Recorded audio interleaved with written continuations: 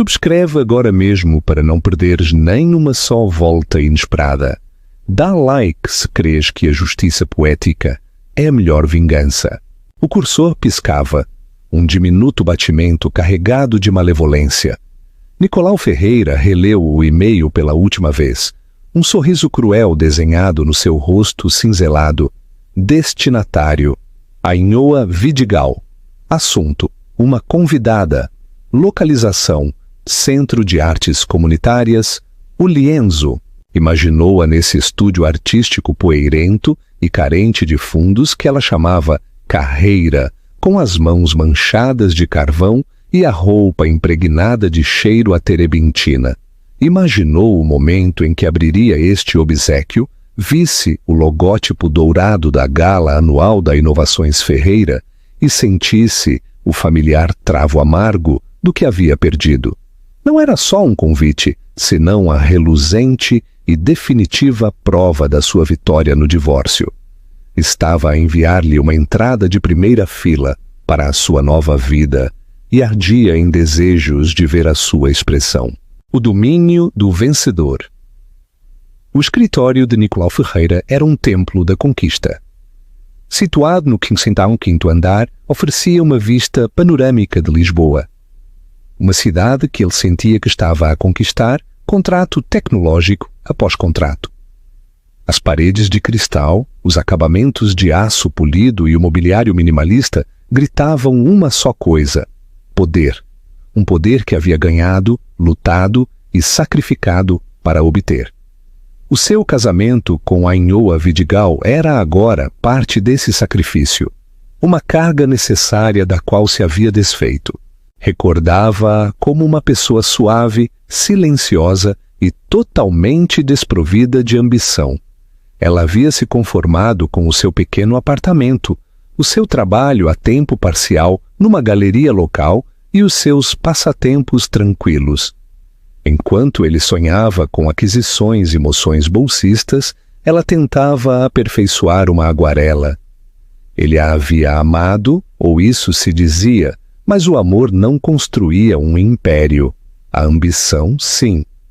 Senhor, a senhorita Matos está online, sussurrou a sua ajudante Catarina pelo intercomunicador.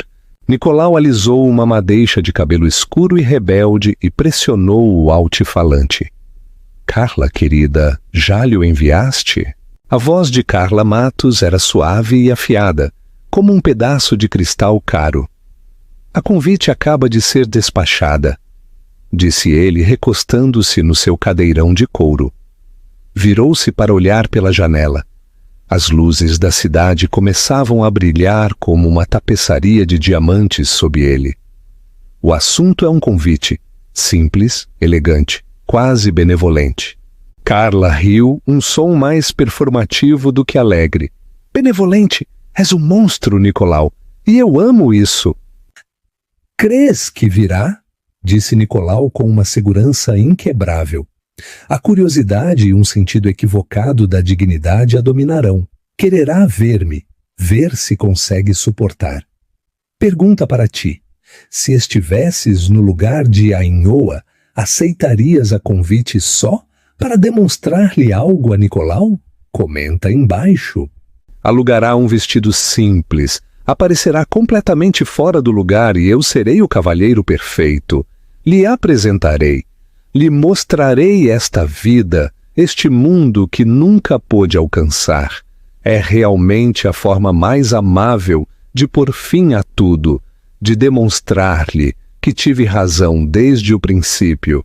A tua bondade é excessiva, sussurrou Carla. Só te assegura de que não faça um cenário.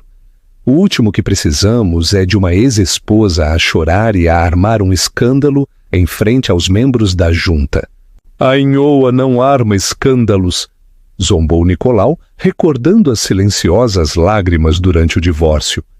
Essa é a maneira dela, uma decepção calada. Estará incomodada, estará num canto, a beber um copo desse cava barato e ir-se-á antes da sobremesa. Será uma pequena e patética peregrinação à vida que devia ter tido. A verdade era que Nicolau precisava que ela fosse. O seu êxito, por enorme que fosse, estaria incompleto sem o testemunho dela. Ela era o fantasma na sua festa, a encarnação viva do seu passado. Lhe havia dito numa das suas últimas e devastadoras brigas que a sua falta de decisão era uma âncora que o afundava. Só és feliz nas águas pouco profundas, Ainhoa, havia troçado. Eu nado em direção ao horizonte. Ele precisava que ela visse o seu horizonte, que o visse deslumbrante e vasto, e que soubesse que ela estaria presa na margem para sempre. O seu império. Ele havia construído Inovações Ferreira, desde uma pequena startup numa garagem até um colosso multimilionário. A gala anual era o seu maior feito, um evento suntuoso que celebrava o êxito da empresa e os esforços filantrópicos. Este ano, a gala era particularmente crucial. Estavam a honrar um investidor-chave, um sócio silencioso de uma enigmática firma chamada Investimentos Ibéricas, que havia injetado uma enorme quantidade de capital no último minuto para resgatar o seu projeto de IA principal de um intento de aquisição hostil há um ano. Ninguém havia conhecido o chefe da Investimentos Ibéricas. Eram notoriamente discretos, comunicando unicamente através do seu austero e eficiente vice-presidente, um homem chamado Javier Rios. Assegurar a sua associação a longo prazo era primordial. Nicolau terminou a chamada com Carla, prometendo ir buscá-la no seu novo Rolls-Royce. Pôs-se de pé, caminhando em direção à janela do chão ao teto. Olhou a grande cidade, um reino de luz e aço. Tinha tudo o que sempre quis, uma noiva linda e inteligente, uma empresa que era a inveja do Vale do Silício e uma riqueza sem limites. Por que então a imagem de Ainhoa Vidigal, com os seus dedos manchados de pintura, e a sua vida, silenciosa e simples, seguia ocupando um lugar na sua mente? Não era amor, era algo mais primitivo, era a necessidade de validar as suas escolhas, de provar que ir embora não foi só um movimento estratégico, senão o único movimento. A resposta tranquila de Ainhoa. O correio chegou sem cerimônia, caindo numa caixa de entrada repleta de propostas de subvenções, apresentações de artistas e boletins de museus locais. Ainhoa Vidigal estava a lavar pincéis no lavatório profundo, o cheiro a álcool mineral a flutuar no ar, quando o seu telefone tocou na desorganizada mesa de madeira próxima. Secando as mãos com um pano, pegou nele. O remetente, Nicolau Ferreira, foi como um golpe no estômago. Não via o seu nome na sua caixa de entrada há 2 anos, desde o último contacto frio dos seus advogados. O seu polegar deslizou pela tela, um tremor a percorrer as suas costas. Uma parte dela queria apagá-lo. Queria atirar o telefone contra a parede de tijolo e vê-lo partir, tal como ele havia feito com ela. Mas a curiosidade, esse traidor instinto humano, ganhou. Tocou para o abrir. Gala Anual de Inovações Ferreira. O logótipo estava em relevo digital dourado, a brilhar até na pequena tela. Os detalhes eram suntuosos. O local histórico, o propósito de autocelebração. Era tão Nicolau. Leu a sua breve e clínica nota. Ainhoa, pensei que talvez quisesses assistir. É por uma boa causa. Saudações, Nicolau. Uma boa causa, murmurou ela para a divisão vazia. A única causa que Nicolau perseguiu foi a sua. Deixou-se cair no tamborete cambaleante, o telefone pesado na mão. O convite não era uma oferta de paz. Nicolau não usava um ramo de oliveira. Usava uma espada. Era uma convocatória, um desafio. Vem ver o que estás a perder. Vem ver como tive razão ao te deixar para trás. A arrogância era palpável, quase uma força física que se instalou no seu peito, dificultando-lhe a respiração. A sua vida agora era radicalmente diferente da que havia partilhado com ele. O Centro de Artes Comunitárias era o seu refúgio, sempre caótico, mas real. Ali ensinava a adolescentes problemáticos a canalizar a raiva através da escultura e a pessoas mais velhas a restaurar recordações com retratos. As suas mãos estavam manchadas, as suas unhas curtas e o seu coração, embora cheio de cicatrizes, estava cheio. Era uma vida pequena, uma vida tranquila. Exatamente o tipo de vida que Nicolau havia desprezado. A verdade, no entanto, era que a vida de Ainhoa se havia tornado 1 milhão de vezes mais complexa depois do divórcio. Uns meses depois da separação, o seu pai, o brilhante investidor Roberto Vidigal, havia falecido, deixando-lhe uma herança que a havia feito cambalear. Investimentos Ibéricas, um império construído nas sombras. De repente, a mulher que Nicolau havia chamado sem ambição era a presidente de uma firma de inversão multimilionária. Ela estava aterrorizada, mas Javier Rios havia estado ali, guiando-a, ensinando-a, mostrando-lhe que a mesma intuição que usava para misturar cores numa tela podia aplicar-se à leitura de um balanço. Ela tinha uma mente perspicaz, um olho para o detalhe e uma profunda fibra de integridade que o seu pai lhe havia legado. Aprendeu a liderar não com fanfarronice e ego como Nicolau, senão com perguntas tranquilas e deliberação. Ela dirigia o seu império da retaguarda utilizando o nome do seu pai e a Javier como o seu rosto público. Ninguém sabia que esta tranquila professora de arte era uma das investidoras silenciosas mais poderosas do país, e especialmente não Nicolau Ferreira. A ironia era quase perfeita.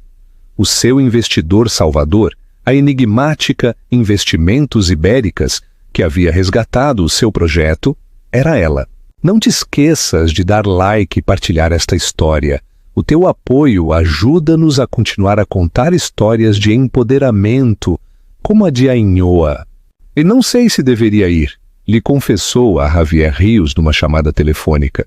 Por que entrar na toca do leão? Às vezes, disse Javier com voz firme, tens que entrar na toca para lhe lembrar ao leão que não és a presa.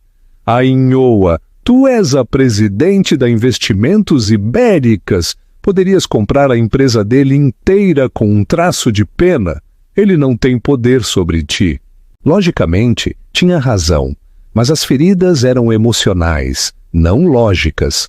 O desequilíbrio de poder havia sido o selo distintivo do seu casamento. Agora, a situação havia se invertido de forma tão espetacular que era quase absurda. Ele pensava que estava no topo do mundo, a olhar para baixo para ela. Mas, de facto, ela era a montanha sobre a qual ele estava de pé.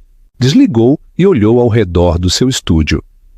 Os lençóis, a argila, os projetos a meio terminar. Esta era a sua verdade. Esta era ela. Mas ela também era a mulher que assinava contratos de 9 dígitos. Ela não era só a Ainhoa Vidigal, a doce professora de arte. Ela era a senhora Vidigal, a proprietária. Talvez fosse hora de conciliar ambas.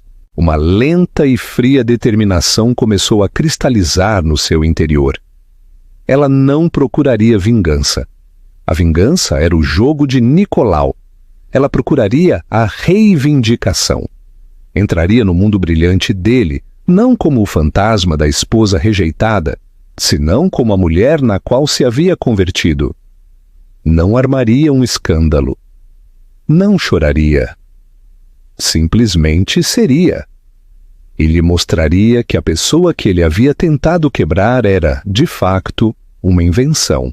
Pressionou o telefone e respondeu. Um convidado, Ainhoa Vidigal, a grande revelação no Salão Meridian. O confronto no Salão Meridian. O grande Salão Meridian estava banhado em luz dourada e água marinha.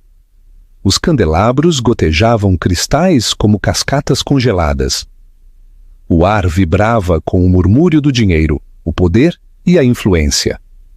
Este era o elemento de Nicolau, o seu habitat natural.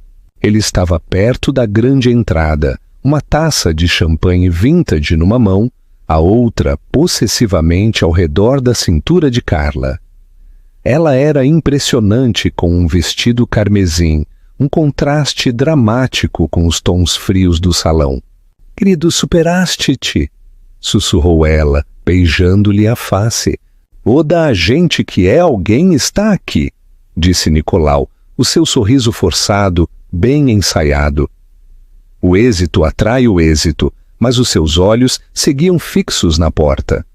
Era um caçador à espera da sua presa. Havia ensaiado este momento durante dias. Seria tranquilo, subtil, um pouco condescendente. Veria-a do outro lado da sala, parecendo perdida e assustada. Ele poria uma mão protetora sobre Carla.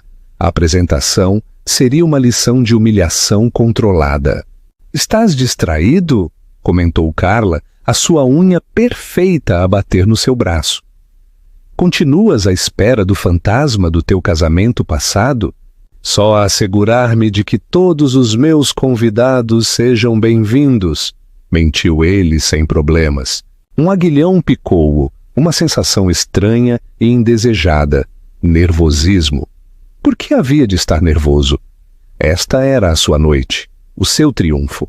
Mas, à medida que passavam os minutos, a antecipação se converteu numa estranha inquietação. E se não viesse? A ideia subitamente o afundou. Todo o espetáculo que havia montado na sua cabeça seria para uma audiência de um. E se ela não estivesse, a vitória seria oca. E então a viu. Ela não estava onde ele esperava, encolhida perto da mesa de canapés ou a vaguear incomodamente junto a uma coluna. Estava perto das janelas francesas que davam para o terraço, a conversar em voz baixa, mas animada com Javier Rios. A mente de Nicolau congelou por um momento. Javier Rios, o notoriamente hostil e esquivo vice-presidente de investimentos ibéricas. O que estava a fazer a falar com a Inhoa? Deviam ter se acabado de conhecer. Rios, provavelmente, estava a ser cortês com uma mulher sozinha antes de passar para gente mais importante. Mas foi a aparência de Ainhoa o que realmente o desorientou. Esperava menos. A mulher que recordava teria usado um fato beige ou cinzento seguro. A mulher no pátio usava um vestido longo de um verde esmeralda intenso, requintadamente cortado. Não era chamativo, mas ajustava-se ao seu corpo com uma tranquila segurança que ele nunca havia presenciado nela. O seu cabelo, geralmente apanhado num simples rabo de cavalo, caía em suaves ondas, a emoldurar um rosto que era mais tranquilo, mais nítido do que recordava. Ela não estava intimidada, estava serena. Carla seguiu o seu olhar. "É ela?", perguntou com um matiz de troça. "O vestido é bastante sem graça, não é?" "Sim, é ela", disse Nicolau, num grunhido. O plano havia começado a desviar-se. Ela não devia ter esse ar. Não devia estar a conversar comodamente com um dos homens mais importantes da sala. Sentiu uma torrente de ira possessiva. Precisava de recuperar o controle da narrativa. Desculpou-se com Carla e começou a mover-se entre a multidão. O seu caminho era uma linha reta em direção à Inhoa. Era a hora de que começasse o espetáculo. Ao aproximar-se, viu Javier Rios fazer uma respeitosa inclinação de cabeça à Inhoa e depois afastar-se em silêncio, a desaparecer na multidão. Estranho. Rios não era conhecido pela sua delicadeza social. A Inhoa se virou, como se sentisse a sua aproximação. Os seus olhos encontraram os dele nos últimos metros entre eles. Não havia medo, nem assombro, só uma tranquila e ilegível neutralidade, que era mais desconcertante do que qualquer ataque emocional. "Nicolau", disse ela, com voz firme e fria. Era a mesma voz, mas o tom hesitante que recordava havia-se ido. Ainhoa! Disse ele, forçando o seu sorriso ensaiado. Alegra-me que pudesses vir. Pôs o seu braço ao redor de Carla, puxando-a para a frente. Quero que conheças a minha noiva, Carla Matos. Carla, esta é a Ainhoa Vidigal. Carla estendeu a mão. O seu anel de diamantes brilhava como uma arma. Que gosto em te conhecer finalmente, disse, a sua voz baixa e carregada de falsa sinceridade. Nicolau me contou muito pouco de ti. O insulto foi perfeitamente entregue. A Ainhoa simplesmente pegou na sua mão, o aperto firme e breve. Um prazer, Carla. É um anel precioso. O elogio foi feito com uma sinceridade tão tranquila que dissolveu por completo a intenção de desprezo. Ela não estava a jogar. Nicolau sentiu que a frustração se elevava. Isto não estava a correr conforme o planeado. Precisava de assestar o golpe. É um longo caminho desde o centro comunitário, não é?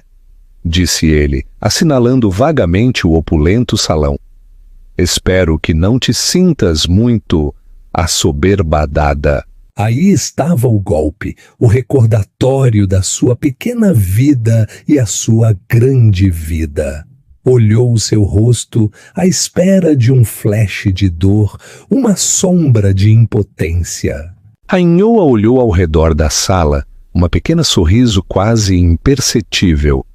Depois olhou para ele. Os seus olhos encontraram os seus. Não, em absoluto, disse a sua voz tão tranquila como a superfície de um lago profundo. É um evento encantador, Nicolau. Tu o fizeste muito bem. Uma simples frase, mas sentiu-se como uma sentença. Ela não o olhou como uma ex-esposa arrependida.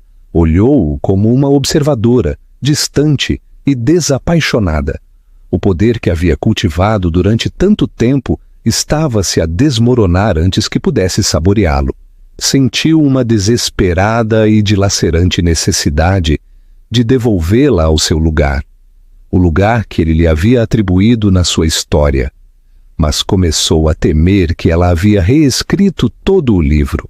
O anúncio e o desmoronamento de Nicolau Ainhoa cruzou as grandes portas do Salão Meridian, sentindo-se não como um cordeiro a entrar na toca do leão, senão como uma rainha que regressava a um corte da qual há muito havia abdicado. O comentário condescendente sobre o centro comunitário deveria ter doído. A velha Ainhoa ter-se-ia encolhido, as bochechas a arder de vergonha. Mas a nova Ainhoa simplesmente o registou, reconheceu a sua natureza, um patético intento de recuperar a vantagem, e o deixou ir. A sua resposta tranquila: é um evento encantador, Nicolau. Tu o fizeste muito bem. Teve o efeito desejado. Uma névoa cruzou os seus olhos.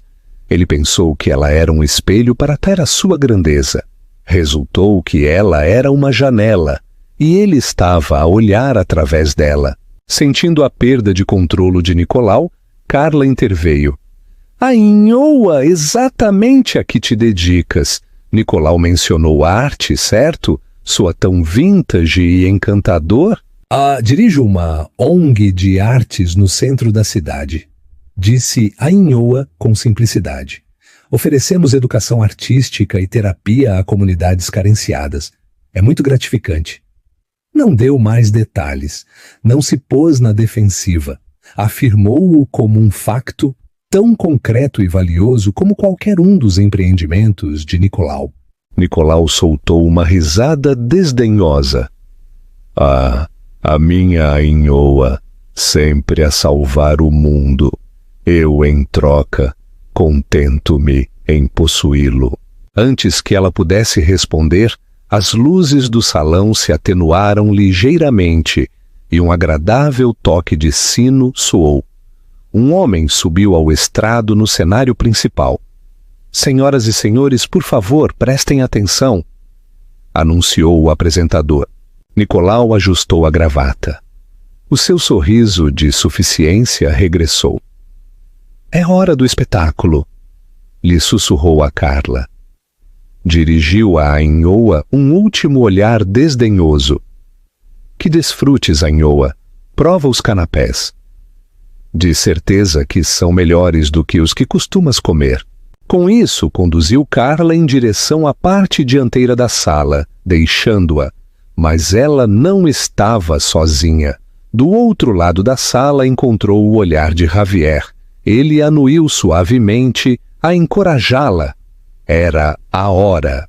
O apresentador começou o seu discurso a louvar Nicolau e a Inovações Ferreira.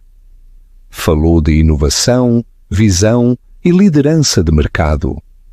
A Ainhoa escutou, sem sentir amargura, só uma profunda piedade pelo homem que precisava desta validação externa para se sentir completo. Depois o apresentador mudou de tom. Mas esta noite também estamos aqui para honrar uma associação que tem sido fundamental para o nosso êxito. Há um ano, como muitos saberão, a Inovações Ferreira se enfrentou a um desafio importante. Um projeto vital para o nosso futuro estava em perigo. Foi então quando um sócio silencioso interveio, demonstrando não só uma fé imensa na nossa visão, senão também a força decisiva para a tornar realidade. Um murmúrio percorreu a multidão. Esta era a parte que todos estavam à espera, o mistério da Investimentos Ibéricas. Nicolau Luiza, convencido perto do cenário. Esta era a sua história de salvação. Outro capítulo na lenda de Nicolau Ferreira. Até agora, esta sócia permaneceu completamente nos bastidores, continuou o apresentador, a sua voz carregada de dramatismo. São conhecidos pela sua inversão astuta, a sua influência silenciosa e um compromisso inquebrantável com a integridade. Estamos imensamente agradecidos pelo apoio de Investimentos Ibéricas. Parou, deixando o nome pairar no ar. Nicolau aplaudiu cortesmente, um rei benévolo a honrar os seus benfeitores. Esta noite, proclamou o apresentador, pela primeira vez a pessoa que dirige a Investimentos Ibéricas acedeu a sair das sombras para aceitar a nossa mais profunda gratidão. Senhoras e senhores, tenho a imensa honra de lhes apresentar a visionária presidente de Investimentos Ibéricas, a senhora Ainhoa Vidigal. Por um instante, houve um silêncio total. O arquejo foi reconhecido, mas o contexto era inexprimível. Foi uma falha na matriz, um glitch na grande programação da noite. O cortês aplauso de Nicolau se deteve. As suas mãos congelaram a meio caminho. O seu sorriso congelou e depois se fez em pedaços, como porcelana ao cair sobre mármore. Ainhoa Vidigal girou a cabeça, um movimento lento e rangente, como se o seu pescoço estivesse oxidado. Olhou para o lugar onde o havia deixado, à espera. O quê? Vê-la tão confusa como ele, a rir de alguma piada cruel e estranha. Mas ela já não estava ali. Em troca, estava a caminhar em direção ao cenário. As luzes a banharam, tingindo o seu vestido esmeralda com um brilho celestial. Todos os olhos na sala pousaram nela. Moveu-se com graça, sem pressas, suave e absolutamente cativadora. A mulher que ele se havia zombado de que ficaria assoberbada pela divisão, agora a possuía por completo. O murmúrio da multidão se converteu numa onda de assombro.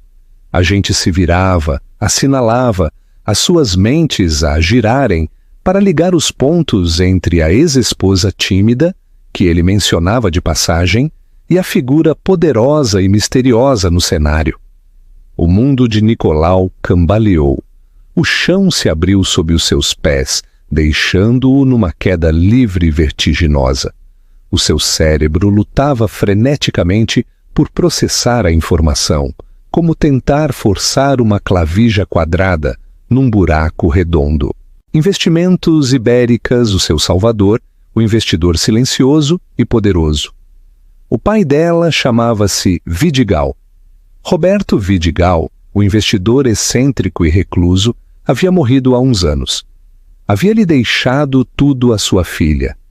Tudo não só encaixou, senão que chocou com um impacto tectônico, destroçando a sua realidade. Viu Javier Rios de pé, perto da borda do cenário, o seu rosto ilegível salvo por um flash de sombria satisfação nos seus olhos. Rios não havia estado a falar com ela antes. Havia estado com a sua chefe. Ah, Nicolau, o que se passa? A voz aguda e assustada de Carla ao seu ouvido.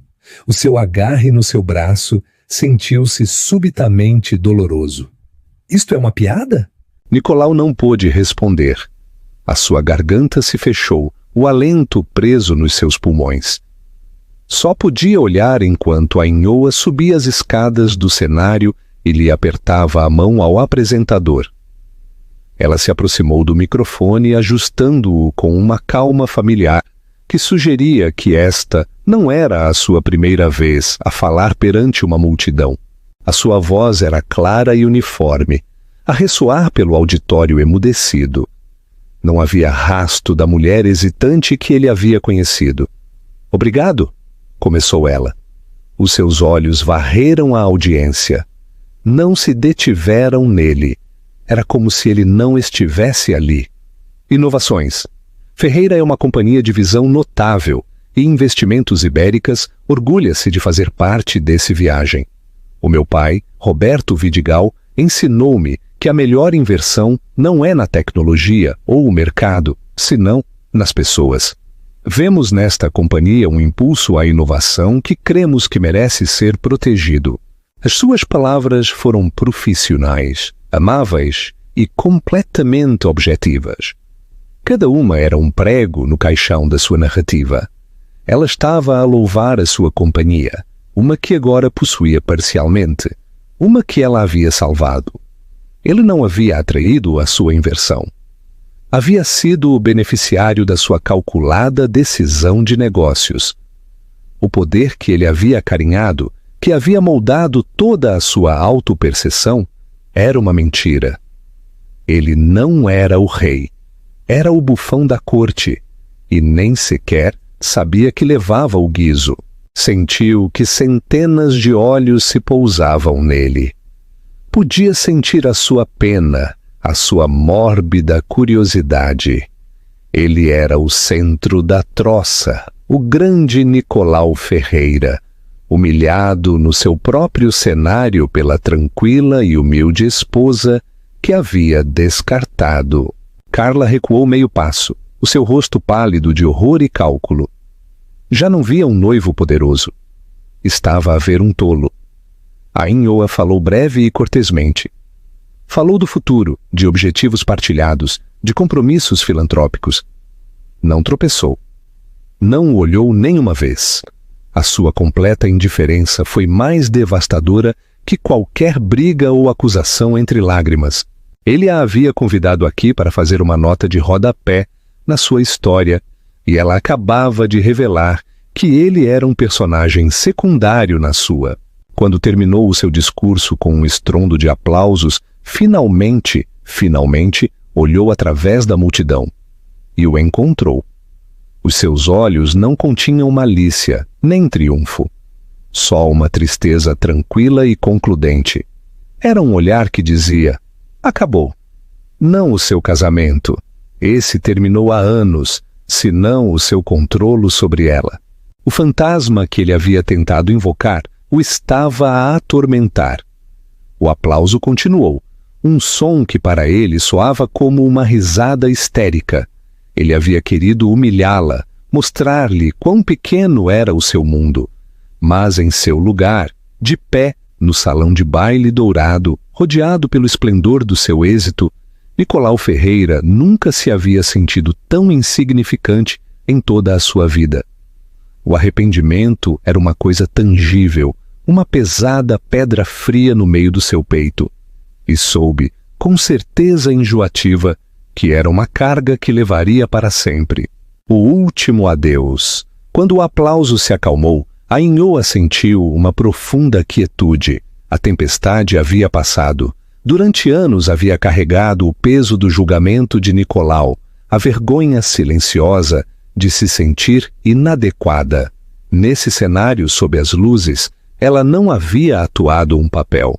Ela simplesmente havia sido. E ao fazê-lo, a carga havia se desvanecido. Desceu as escadas e a atmosfera da sala havia mudado por completo. O mar de gente se abriu para ela.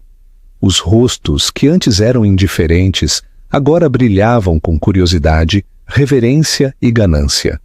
Um magnata tecnológico, que antes só lhe havia dado um aceno apressado, agora se apressava ao seu lado, estendendo a mão. Senhora Vidigal, um discurso notável. Não tinha ideia. Claro que conheço a reputação do seu pai. Uma lenda. Temos que falar. Senhor Vidigal, sou Catarina Pérez do Crônica Financeira. Poderia nos dar um momento? Ela já não era a Inhoa, a ex-esposa. Era a senhora Vidigal, a possuidora de poder. Javier apareceu ao seu lado. Um guarda-costas tranquilo, mas formidável, a gerir habilmente o fluxo de gente que se dirigia em direção a ela. A senhora Vidigal tem outro compromisso, murmurava. Talvez possa agendar uma chamada com o meu escritório, guiando-a através da multidão. Os seus olhos examinaram a sala em busca de Nicolau. Viu-o, imóvel perto do cenário, como uma estátua de homem. Carla já não estava no seu braço. Estava a uns passos de distância, numa conversação animada com um CEO rival, o seu rosto um estudo de controlo de danos calculado. Ela havia se afastado, saltando do barco que se afundava. Uma parte de Inhoa, uma parte pequena e ferida, havia querido que este momento fosse uma vitória. Queria sentir-se triunfante, saborear o horror e a humilhação dele. Mas ao olhar o seu rosto pálido, a desolação absoluta nos seus olhos, não sentiu alegria. Só sentiu uma tristeza profunda e vazia. Não foi um triunfo, foi uma tragédia. A história de um homem tão cego pela sua própria ambição, que havia descartado a única coisa de valor que poderia ter possuído. Não por quem era ela agora, senão por quem sempre havia sido, leal, solidária e amável. Ele havia confundido o silêncio com a debilidade e, ao fazê-lo, havia revelado a debilidade da sua própria natureza. Javier, quero ir-me embora, disse em voz baixa. Claro, respondeu ele. O carro espera na entrada sul. Ao passar pelo grande bar, escutou um fragmento de conversação que a deteve. Crês nisto? Convidou-a para a humilhar, e resulta que é dona deste maldito edifício e da empresa dele. Como um filme? Riu uma mulher. O rumor já se havia espalhado, cimentando a lenda da noite, a queda pública de Nicolau. A Inhoa sentiu uma pontada de culpa quase, mas a descartou. Ele havia construído este cenário, ele havia escrito o guião e recrutado os atores. Não podia culpá-lo por ler as suas falas. Quando chegaram ao vestíbulo, uma voz gritou o seu nome. A Inhoa! Virou-se. Era Nicolau. Havia seguido, o seu rosto pálido e devastado. A arrogante segurança havia desaparecido, substituída por uma vulnerabilidade crua e desesperada que ela nunca havia visto nele, nem sequer nos seus momentos mais baixos. Parou a uns passos dela, sem saber o que fazer ou dizer. O vestíbulo era mais tranquilo, mas ainda havia gente a observar. Eu! Ofegou com a voz rouca. Não tinha ideia! Eu sei, disse ela suavemente. Não resta nada por dizer. O porquê? Perguntou com a voz quebrada. Por que nunca me disseste? Sobre o teu pai? Sobre nada? A Inhoa o olhou, e pela primeira vez se permitiu uma verdade. Não por raiva, senão por uma simples e profunda honestidade. "Por que nunca me perguntaste?", disse ela. "Estiveste demasiado ocupado a dizer-me quem eu era, o que me faltava, que nunca paraste para ver quem eu podia ser na realidade. Não precisavas de uma companheira, Nicolau, precisavas de uma audiência, e eu não o era." O seu rosto enrugou-se. A verdade das suas palavras o golpeou com força. Ele havia falado e falado durante anos dos seus sonhos, os seus planos, os seus êxitos. Nunca lhe havia perguntado pelos dela. Havia assumido que ela não os tinha. "Ainhoa, lamento", sussurrou, as palavras soando estranhas e desajeitadas na sua língua. Era o pedido de desculpas que ela havia ansiado durante anos. Mas ao escutá-la agora, sentiu-se como uma moeda a cair num poço seco há muito tempo. Fez um pequeno som oco e se foi. "Eu te conheço, Nicolau", disse ela, a sua voz suave, cheia de pena. O que era, de alguma maneira, mais devastador que o desprezo. "Adeus." Virou-se e se afastou. Javier a segurar a grande porta de cristal para ela. Não olhou para trás. Ao sair para a fria noite de Lisboa, respirou o ar fresco e limpo. Sentiu-se como se estivesse a respirar pela primeira vez em muito tempo. A gala, Nicolau, o passado partilhado, tudo estava atrás dela agora, um capítulo encerrado, um fantasma finalmente em repouso. Já não estava definida pela sua história. Finalmente era a autora completa da sua. Um final. Consumado. A viagem de volta para a sua tranquila casa no bairro de Saldanha foi silenciosa. Javier conduziu o sedã negro com a sua compostura habitual, navegando pelas ruas silenciosas. A euforia da noite começou a dissipar-se, deixando uma estranha e inesperada vacuidade. A Inhoa olhou pela janela. As luzes se esbatiam, o seu reflexo no cristal turvo. Devia sentir-se exultante, reivindicada e vitoriosa. Havia confrontado o seu demônio e não só havia saído ilesa, senão triunfante. Todo o setor tecnológico estava a falar do seu nome. Havia posto de joelhos Nicolau Ferreira, o homem que havia partido a sua confiança, sem levantar a voz. Por que se sentia tão vazia? Deu-se conta de que a vacuidade provinha de uma simples e dolorosa verdade. O triunfo não apaga as cicatrizes. Provar que Nicolau estava errado não desfez os anos em que ele a fez sentir pequena. A redenção era um processo, não um evento dramático único. Ao chegar à sua casa, uma bonita, mas discreta casa de pedra, Javier a acompanhou até a porta. "Estás bem?" perguntou com as sobrancelhas franzidas pela preocupação. "Estarei bem", disse ela, e de verdade o cria. A vacuidade não era desesperação.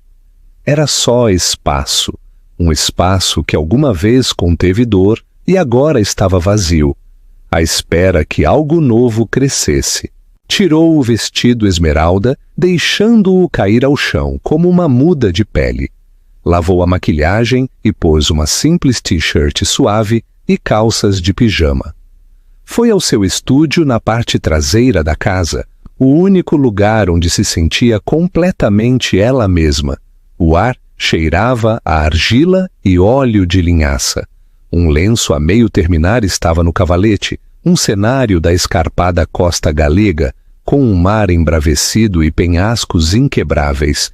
Pegou num pincel, os seus dedos a curvarem-se ao redor da madeira familiar. Não pintou, simplesmente ficou ali a segurá-lo, sentindo o seu peso na sua mão.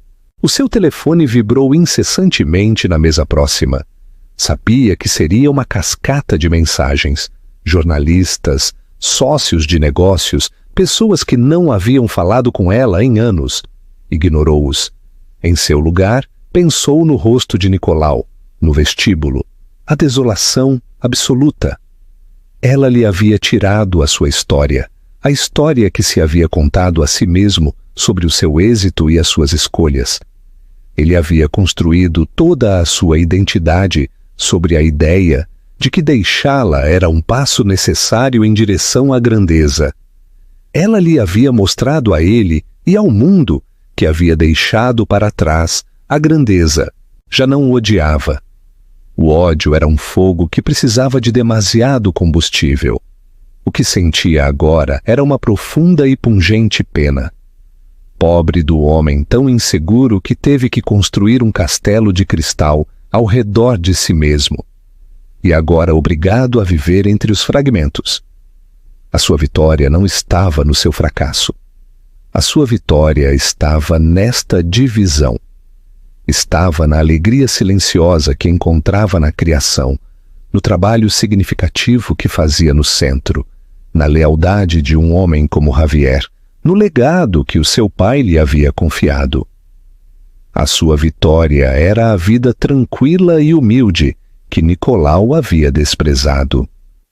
Resultou que a vida não era pequena em absoluto. Simplesmente havia estado à espera que ela crescesse. Deixou o pincel e caminhou em direção à janela, a olhar o seu pequeno e tranquilo jardim. A lua estava alta e brilhante. O aplauso havia se apagado. Os sussurros haviam se apagado. Só restava o murmúrio da cidade e o suave roçar das folhas. E pela primeira vez o silêncio não se sentiu como solidão. Sentiu-se como paz, o desenlace de Nicolau. O caminho de Nicolau, a sua casa, se esbateu com as luzes da rua e a vergonha. Carla havia dado uma desculpa débil sobre pegar num carro com amigos e quase fugiu dele.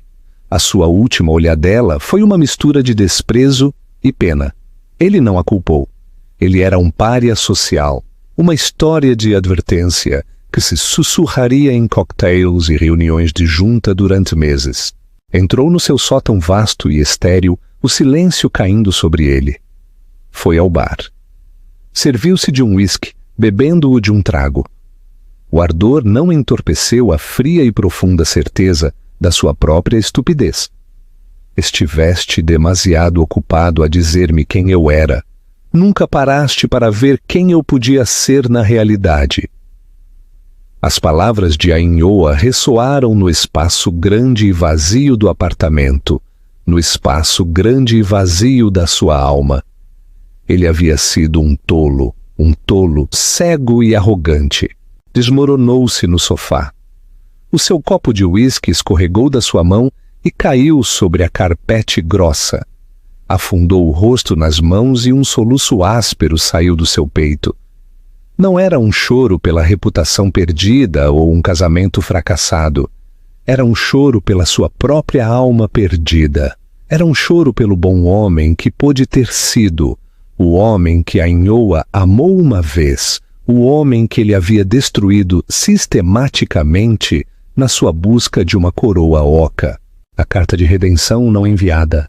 Uma semana depois, as consequências da gala foram rápidas e brutais. O telefone de Nicolau tocou sem parar durante os primeiros 2 dias. Jornalistas, colegas a regozijarem-se, membros da junta nervosos, e depois o silêncio. Era um excluído. Carla havia terminado oficialmente através de um frio mensagem de texto do seu representante. A Nicolau não lhe importava. Viveu os seus dias numa névoa de autorreprovação. Foi ao escritório. Sentou-se na sua jaula de cristal, a olhar as folhas de cálculo que agora não significavam nada. A emoção do negócio havia se ido, substituída pela persistente agonia do arrependimento. Sabia que tinha que fazer algo. Uma desculpa, num vestíbulo concorrido, não era suficiente, nem sequer perto de compensar a dor silenciosa que havia infligido durante anos. Precisava de explicar, de espiar, embora soubesse que não tinha direito a esperar perdão. Tentou ligar para o telemóvel de Ainhoa, um número que surpreendentemente ainda recordava. Cada vez foi diretamente para a caixa de voz. Ele sabia que ela estava a filtrar as suas chamadas e não a podia culpar assim que decidiu escrever. Uma noite, sentou-se perante o seu computador, as luzes da cidade a cintilarem como milhares de olhos zombeteiros. Abriu um novo documento e digitou o seu nome, Ainhoa. Ele começou a escrever e as palavras se derramaram, uma torrente de confissão e remorso que não sabia que estava a reprimir. Escrevo-te isto porque mereces saber que eu entendo. Eu te vejo.